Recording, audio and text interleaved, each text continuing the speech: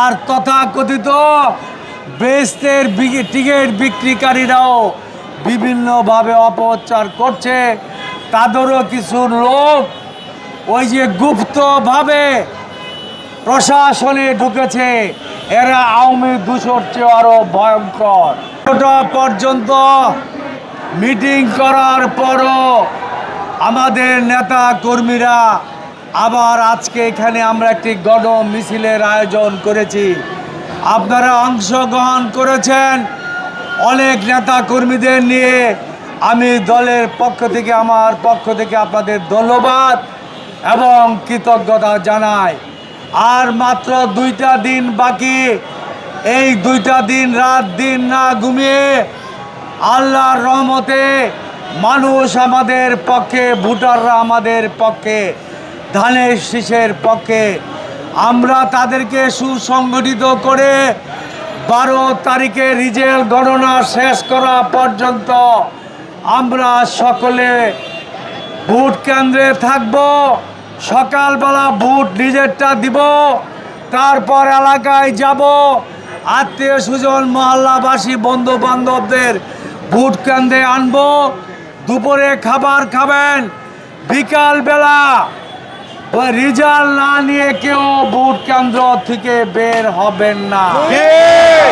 Pulling agenda যারা আছেন, আপনাদের দায়িত্ব ভিতরে সঠিকভাবে গণনা করে প্রিজাইডিং অফিসারের কাছ থেকে রেজাল্ট শিটটা সই করে আনা, এবং বাইরে আমরা যারা থাকব সকলে রেজাল্ট না নেওয়া পর্যন্ত শক্ত অবস্থানে থাকবেন। কারণ পতিত স্বৈরাচারের দোসররা বিভিন্ন রন্ধে রন্ধে প্রশাসনের বসা, যারা মুনাফেক, যারা নিজের আদর্শ গোপন করে মিথ্যাচার করে, তাদের কাছে যেমন ইসলাম নিরাপদ নয়, সরকারি দায়িত্ব নিরাপদ নয়।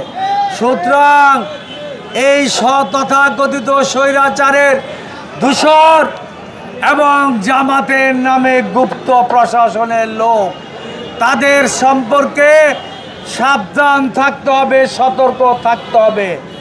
12 তারিখ সকাল থেকে রেজাল্ট নেওয়া পর্যন্ত কেন্দ্রে থাকতে হবে শান্তিপূর্ণভাবে। কোনো অবস্থায় কারো উস্কানিতে পা দিবেন না। তারা কোনো কেন্দ্রের ইলেকশন বন্ধ করার পায়তারা করতে পারে।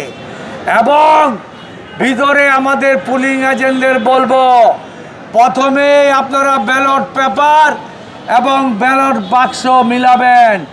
তারপরে আবার গণনার আগে কতগুলি বাক্স হয়েছে, কতগুলি ব্যালট পেপার বাকি আছে মিলাবেন। তারপর বাক্স ঢালবেন, বাক্স ব্যালট পেপার প্রথম সব গণনা হবে, তারপর বাছাই হবে। দেখা গেল যদি 2000 ব্যালট বা পেপার পড়ে, টোটাল গণনার পর যদি বেশি হয়, প্রিসাইডিং অফিসারের জবাবদিহি করতে হবে। কারণ আমরা শুনছি তারা অনেক রকম পরিকল্পনা এবং ষড়যন্ত্র করছে। তারা ভুয়া ব্যালট পেপার বানিয়ে পকেটে করে নিয়ে একটার সাথে 2টা দিয়ে দিতে পারে। সেই কারণে এই গণনার সিস্টেমে যেতে হবে।